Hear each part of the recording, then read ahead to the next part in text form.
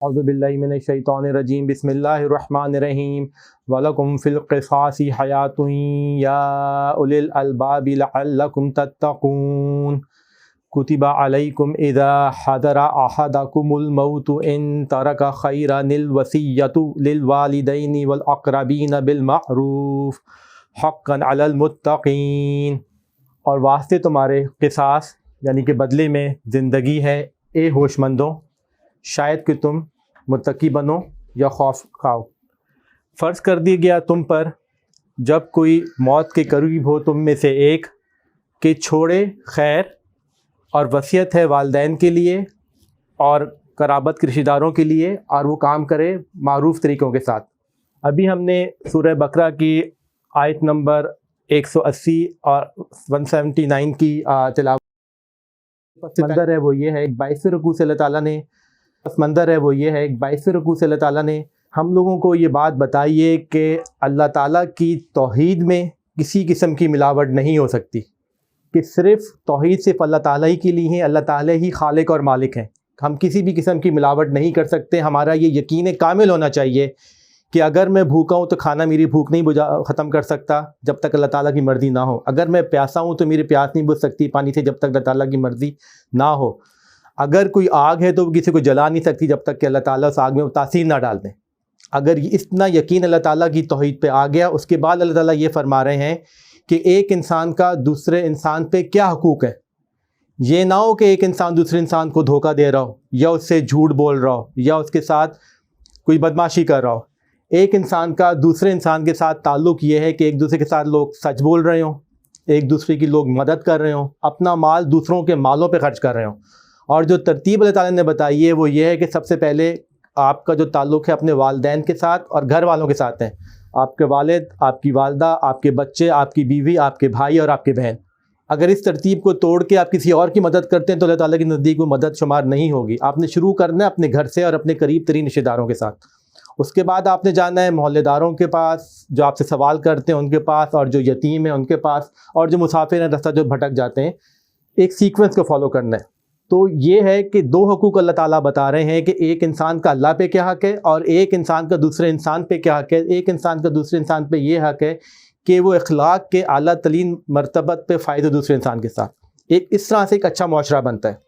اس کے بعد پھر اللہ تعالیٰ نے ان دو باتوں کے بعد ہمیں سمجھایا ہے کہ اللہ تعالیٰ کے کچھ قانون ہیں۔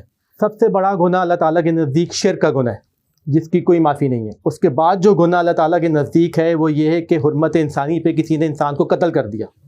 یہ ہو نہیں سکتا کہ ایک انسان کسی انسان کو قتل کر دے اور وہ معاف ہو جائے، کیونکہ انسان صرف اللہ تعالیٰ نے دو ہی صورتوں میں قتل کی اجازت دی ہے۔ ایک تو قصاص جس کی بات ہو چکی ہوئی ادھر، اور دوسرا یہ کہ وہ انسان شر پھیلا رہا ہو۔ لیکن یہ سارے فیصلے حکومت کرتی ہے، انفرادی طور پہ کوئی انسان نہیں کر سکتا۔ قصاص و دیت کے بارے میں ہم نے بات کی۔ اب جہاں دیکھیں گے قرآن شریف کے اندر جہاں پہ شرک کا اللہ تعالیٰ نے مذمت کی، اس کے بعد ہی انسان کے قتل کے بارے میں بھی بات آئی ہے، اور پھر انسان کی بدکاری کے بارے میں بھی بات آئی ہے کہ دو فعل اللہ تعالیٰ کو انتہائی برے لگتے ہیں شرک کے بعد، ایک قتل انسانی اور دوسرا بدکاری۔ اس کے بعد اللہ تعالیٰ احکام اپنے دے رہے ہیں قصاص کے اوپر اور قصاص و دیت کے اوپر۔ وہ ہم نے گزشتہ ہفتے کسی حد تک بات کی اس کے اوپر، اور ہم نے ترجمہ یہ نکالا نعمان علی صاحب کی وساطت سے کہ اگر کوئی آزاد آدمی کسی کو قتل کر دے تو وہ اپنے قتل کے خود ذمہ دار ہے، اگر کوئی غلام کسی کو قتل کر دے تو وہ خود ذمہ دار ہے، اگر کوئی عورت کسی کو بھی قتل کر دے چاہے وہ مرد ہو، عورت ہو، غلام ہو، وہ خود اس کی ذمہ دار ہے۔ لیکن اللہ تعالیٰ کیا کہتے ہیں کہ اللہ تعالیٰ نے ایک آپ کو رائے دی ہے کہ اگر مقتولین کے ورثہ چاہیں تو وہ قاتل کو معاف کر سکتے ہیں، اور اللہ تعالیٰ نے بڑی خوبصورتی سے وہ بات بتائی ہے کہ اور اگر قاتل کا بھائی چاہے تو اسے معاف کر سکتا ہے۔ قاتل کے بھائی کا مطلب کیا ہے کہ مقتولین کے جو ورثہ ہیں اسے معاف کر سکتے ہیں۔ یہاں پہ اللہ تعالیٰ یہ درس دے رہے ہیں کہ جو ایمان کا رشتہ ہے وہ خون کی رشتے کی نسبت انتہائی مضبوط ہے۔ ایک انسان نے اس کو قتل تو کر دیا لیکن پھر بھی اللہ تعالیٰ کہہ رہے ہیں اگر وہ بھائی چاہے تو معاف کر سکتا ہے اس کا۔ معاف اگر کرنا ہے تو حکومت کو پھر دیکھنا پڑے گا کہ وہ جو ورثہ ہیں کیا وہ کسی پریشر میں آ کے معاف کر رہے ہیں، کیا مقتولین کی دیت کی نیت ہے کہ وہ دیت لے لیں گے لیکن بعد میں قتل کر دیں گے اس قاتل کو، یا پھر کسی جج نے کوئی غلط فیصلہ کر دیا ہے پیسے لے کے وہ ڈر گیا قاتل لوگوں سے، کیا بات ہے۔ یہ ساری چیزیں انسان کو دیکھنا پڑتی ہیں، حکومت کو فیصلہ کرنا پڑتا ہے ان کے اوپر۔ ہم دیکھ چکے ہیں کہ کئی دفعہ ہمارے اپنے ملک کے اندر ان چیزوں پہ حد سے تجاوز ہوا ہے، کئی قصے ہمارے سامنے پچھلے 15-20 سالوں کے اندر۔ لیکن اللہ تعالیٰ کہتے ہیں جو لوگ حد سے تجاوز کر رہے ہیں وہ اللہ تعالیٰ کے عذاب علیم کے مستحق ہیں۔ اب ہوتا کیا، اب انسان حد سے تجاوز کیوں کرتا ہے؟ وہ حد سے تجاوز اس لیے کرتا ہے کہ اسے سامنے نظر نہیں آ رہا ہوتا. جیسے اگر میں جھوٹ بولوں تو میری زبان پہ کسی نے انگارہ نہیں رکھا، کسی نے کسی کا مال کھایا تو اس کے پیٹ میں درد نہیں ہوا. اللہ تعالیٰ کے دو قوانین چل رہے ہوتے ہیں، ایک ہے اخلاقی قانون اور دوسرا ہے جو آپ کا فزیکل لا ہوتا ہے. فزیکل لا میں یہ ہے کہ اگر کسی نے چوری کی تو جیل چلا جاتا ہے، لیکن جھوٹ بولنے والا عام طور پہ وہ بچ کے مطلب اس کی زبان پہ انگارے نہیں رکھتے. تو اس وجہ سے بعض اوقات انسان کو کنفیوژن ہو جاتی ہے کہ اللہ تعالیٰ جو ہیں کس طرح سے قانون پہ عمل درآمد کرا رہے ہیں اور کیا ہوگا کیا نہیں ہوگا. لیکن فی الحال یہاں پہ ہم قانونی طور پہ بات کرتے ہیں کہ اگر تم نے بدلہ لے لیا خون کا تو یہ زندگی ہے تمہارے لیے. اب وہ زندگی تمہارے لیے کس طرح ہے؟ آپ کے معاشرے کے اندر انصاف ہو گیا، قتل کا بدلہ قتل، تھپڑ کا بدلہ تھپڑ. تو کوئی کوشش نہیں کرتا کہ انسان کسی اور کو قتل کرنے کے لیے.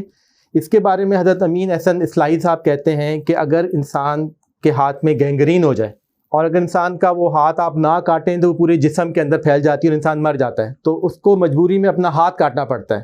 کچھ لوگ اب یہ کہتے ہیں کہ یہ جو ملزم ہیں، یہ جو مجرم ہیں، یہ نفسیاتی مریض ہیں، تو ان کو سزائیں نہیں ملنی چاہیے، ان کو ہسپتال بھیج دینا چاہیے. مغرب کے اندر یہ بات آج کل بہت چل رہی ہے. تو اس کے بارے میں اصلاحی صاحب نے فرمایا کہ اگر آپ اس کا ہاتھ نہیں کاٹیں گے تو پورا انسان ختم ہو جائے گا. تو بات یہی ہے کہ اگر آپ کسی انسان کو سزا نہیں دیں گے تو معاشرہ تباہ ہو جائے گا. آپ کو برائی سے روکنے کے لیے اس کو روکنا پڑتا ہے کسی بھی حد میں جا کے، قانونی طریقے سے اور انصاف کے ساتھ. تو یہ ہوگا کیا اگر ایک انسان نے کسی کو قتل کر دیا اور وہ قاتل کو آپ نے قتل کر دیا تو پھر وہ آگے کسی کو مزید قتل نہیں کر سکے گا. تو معاشرے کو ایک زندگی مل رہی ہے. دوسری زندگی یہ مل رہی ہے اگر آپ نے کسی کو دیت دے دی، جو مقتول تھا وہ گھر کا وارث تھا، وہی کمانے والا تھا، اس کو آپ نے دیت دے دی. پرانے زمانے میں لوگ 100 اونٹ دے دیتے تھے یا 1000 دینار دے دیے یا 36 سیر چاندی دے دی، تو اس کے گھر والوں کا گزارا ہو جاتا تھا، اس کے اندر وہ گزر بسر کر لیتے تھے اپنا، تو وہ بھی ان کی بچت ہو جاتی تھی. اور شاید کہ تم تقوی اختیار کرو. اب یہاں پہ تتقون جو ہے وہ اپنے لفظی معنی کے اندر آیا ہے، اصطلاحی معنی میں نہیں آیا. وقا یقی، مجھے بچانا، وقینا عذاب النار، اللہ تعالیٰ ہم کو عذاب کے آگ کے عذاب سے بچا. یہ گیا یہاں پہ باب افتعال کے اندر اتقاء سے تتقون بنا کے جا کے.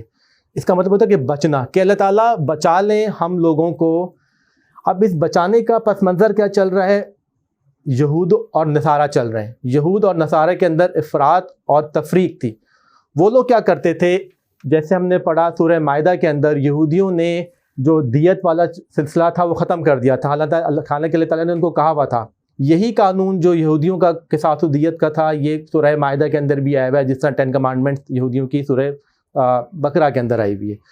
تو ان لوگوں نے کیا کہا تھا؟ آنکھ کے بدلے آنکھ ہے، کان کے بدلے کان ہے، ناک کے بدلے ناک ہے، زبان کے بدلے زبان ہے، اور جان کے بدلے جان. لیکن جہاں پہ اللہ تعالیٰ کہتے ہیں کہ اگر کسی نے معاف کیا تو وہ اس کے لیے بہتر ہے، وہ حصہ انہوں نے اپنے تورات سے ختم کر دیا تھا.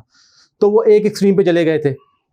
جبکہ جب حضرت عیسیٰ علیہ السلام آئے بنو اسرائیل کو دوبارہ سے روح کی تعلیم دینے کے لیے کہ تم لوگوں نے روح کو ختم کر دیا دین کی، تم صرف کتابوں پہ عمل کر رہے ہو. روح کیا تھی ان قوانین کے پیچھے وہ تم بھول گئے ہوئے ہو، اور تمہاری مثال ایسی ہو گئی ہے کہ قبر اندر سے تو گل سڑ گئی لیکن تم نے اس پہ کلی کر دی ہوئی کہ آگے سے خوبصورت لگتی ہے. تمہارے اندر روح ختم ہو چکی ہوئی لیکن تم عملی طور پہ لگتے ہو کہ تم اللہ تعالیٰ کے دین کو عمل کرنے والے ہو. تو انہوں نے یہ بتایا کہ اللہ تعالیٰ معاف کرنے کو اور معاف کرانے کو بھی پسند کرتے ہیں. لیکن انہوں نے کیا انہوں نے بھی اللہ تعالیٰ کی تعلیمات چھوڑ دیں اور وہ پھر ہر چیز میں معافی معافی معافی اور معافی میں چلے گئے. اب وہاں پہ قوانین یہ ہے کہ آپ کسی کو قتل نہیں کر سکتے عام صورتحال کے اندر. وہاں پہ سزائے موت کا قانون ختم ہو گئے ہیں آپ کی مغربی دنیا کے اندر. ایک طرف یہودی وہ کسی کو چھوڑتے نہیں تھے، ایک طرف عیسائی وہ کسی کو قتل نہیں کرتے تھے. تو اللہ تعالیٰ کہتے ہیں کہ ہم کو درمیان کا جو راستہ ہے جو اللہ تعالیٰ نے اصل میں انسانوں کے لیے چنا ہے اس میں رکھیں. جو اللہ تعالیٰ نے دی ہیں وہ سزائیں دیں، اور جہاں پہ معاف کرنے کی بات بنتی ہے وہ آگے معاف کر دیں. آگے بات چلتی ہے کتب علیکم اذا حضر احدکم الموت ان ترک خیرا الوصیۃ للوالدین والاقربین بالمعروف. اور فرض کر دیا گیا تم پر جب کسی ایک کو موت قریب ہو کہ وہ جو چھوڑے خیر میں سے، خیر کا مطلب ہے مال میں سے چھوڑے، وصیت کر دے والدین کے لیے اور رشتہ داروں کے لیے معاشرے کے معروف دستور کے مطابق. اب یہاں پہ ہم لوگ یہ دیکھتے ہیں کہ یہ اللہ تعالیٰ وہاں پہ متعارف کرا رہے ہیں قانون. جب سورہ بقرہ نازل ہو رہی ہے مدینے میں وہاں کے لوگوں کے اوپر، یہ پہلا قانون اس بارے میں آ رہا ہے. وہاں پہ روایت کیا تھی؟ وہ لوگ عام طور پہ کیا کرتے تھے جب کوئی بندہ مرنے والا تھا تو وہ اپنے بڑے بیٹے کو سب کچھ دے جاتا تھا یا لڑکوں کو دے جاتا تھا. اور اللہ تعالیٰ کو یہ قانون بنانے کی ضرورت کیا پڑی؟ بہت سی چیزیں ایسی ہیں جو کہ انسان نے اللہ تعالیٰ کی دی ہوئی عقل سے سمجھ لیا اور اس پہ عمل کر دیا، وہ چیزیں تقریباً ٹھیک چلتی رہیں. لیکن کچھ چیزیں ایسی تھیں کہ وہ انسان اس کو اللہ تعالیٰ نے جو عقل دی اس کے باوجود وہ سمجھ نہیں پایا، تو اللہ تعالیٰ کو پھر وہی بھیجنا پڑ گئی اس کے لیے۔ تو یہ قانون ان قوانین میں سے قانون ہے جس میں انسان کو اللہ تعالیٰ کی وحی کی مدد لینا پڑ گئی، کیونکہ اس سے پہلے کیا ہوتا تھا، اگر کوئی بادشاہ کا بیٹا مر گیا تو پوری سلطنت تباہ ہو گئی جائیداد کے پیچھے، کوئی سردار کا بیٹا مر گیا پورا قبیلہ تباہ ہو گیا سردار کے پیچھے، تقریباً ہر گھر میں جھگڑا تھا کسی کے مرنے کے بعد کہ جو جائیداد ہے وہ بڑے بیٹے کو جائے گی یا بیٹوں کو جائے گی، یا شاید بیٹیوں کو جائے یا بیویوں کو جائے یا 2 بیویوں کو جائے۔ اور اگر بیٹوں کے اندر سے یہ بھی دیکھنا ہوتا تھا کہ 2-3 بیٹے اگر عقل والے ہیں، پیسے کما رہے ہیں، اور جو چوتھا بیٹا ہے وہ نابالغ ہے، بیوقوف ہے، اسے کتنے پیسے دیں۔ تو ان میں مسئلے مسائل بے انتہا تقریباً ہر خاندان، ہر قبیلے اور ہر ملک میں چل رہے ہوتے تھے۔ تو یہاں پھر اللہ تعالیٰ نے اپنا قانون کا فیصلہ کیا کہ کیا ہونا چاہیے۔ یہ صرف متعارف اللہ تعالیٰ یہاں پہ کرا رہے ہیں، اس کی جو تفصیل ہے وہ سورہ نساء کے اندر آئے گی آگے جا کے کہ کس طرح سے آپ نے اپنا ترکہ تقسیم کرنا ہے۔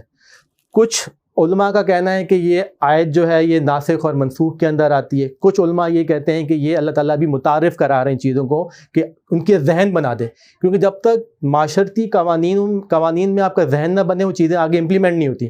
مثال کے طور پہ ہم جتنے بھی لوگ ادھر بیٹھے ہوئے ہیں، ہم بات کرتے ہیں کہ جہیز ایک بہت بری بات ہے، جہیز بڑی لعنت ہے، سب لوگ اتفاق کر کے اس کمرے سے باہر نکلیں گے، لیکن جس کسی کی شادی ہوگی بہن کی یا بیٹی کی وہ کچھ نہ کچھ جہیز دے گا۔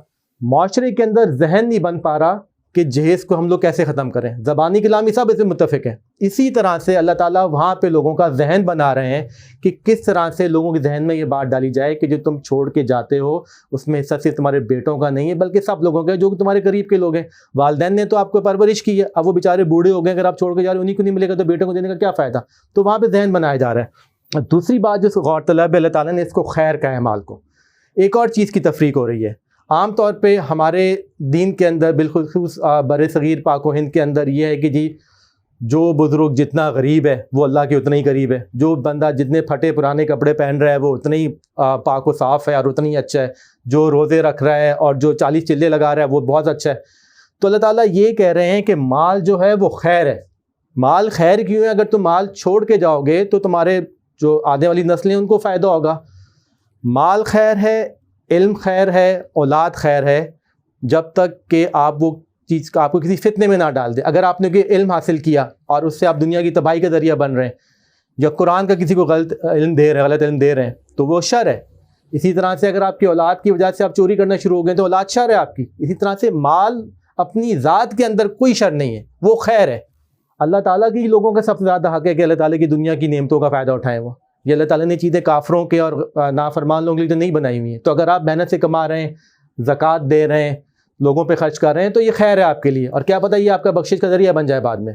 تو یہ ہے اصل دین جو ہم کو سمجھا رہے ہیں کہ اگر تم خیر میں سے کچھ چھوڑ جاؤ واسطے والدین کے لیے اور اقربین اپنے قریب رشتہ داروں کے لیے، بالمعروف کا مطلب یہ ہے کہ جہاں پہ معروف اور منکر عام طور پہ آیا ہے اس کا مطلب یہ ہوتا ہے کہ جو انٹرنیشنل لاز ہیں انسانوں کے، اچھائی کے اور برائی کے، جیسے جھوٹ بولنے کو سب لوگ برا سمجھتے ہیں، کسی کا حق مارنے کو سب لوگ برا سمجھتے ہیں، آپ کسی بھوکے کو کھانا کھلائیں گے وہ سب لوگ اچھا سمجھتے ہیں۔ تو یہ معاشرے کے اندر ایک تمیز ہوتی ہے خیر کی اور شر کی، اور جو معاشرے کے شرفا ہوتے ہیں وہ یہ قانون بناتے ہیں۔ ہم عموماً یہ نہیں کہیں گے کہ آپ حج کر رہے ہیں یہ امر بالمعروف ہے، یہ تو اللہ تعالیٰ کا حکم ہے، نماز پڑھ رہے ہیں امر بالمعروف، یہ اللہ تعالیٰ کے دین کے حکم ہے، یہ ہم نے نہیں ماننا ہے۔ لیکن عام طور پہ جو دستور کے اندر چیزیں چلتی آ رہی ہیں، کیونکہ قرآن نازل ہونے سے پہلے وہاں پہ حضرت ابراہیم علیہ السلام کی کچھ روایات چلتی آ رہی تھی عربوں کے اندر، یہودی وہاں پہ بیٹھے ہوئے تھے، عیسائی وہاں پہ بیٹھے ہوئے تھے، تو کچھ ان میں سے اچھائی باقی رہ گئی تھی۔ تو وہ یہ کہہ رہے ہیں اللہ تعالیٰ کہ جو تمہارے دستور میں اچھی چیزیں ہیں جو شرفا نے قائم کی ہوئی ہیں اس کے مطابق جو تم بانٹنا چاہو آگے بانٹ سکتے ہو۔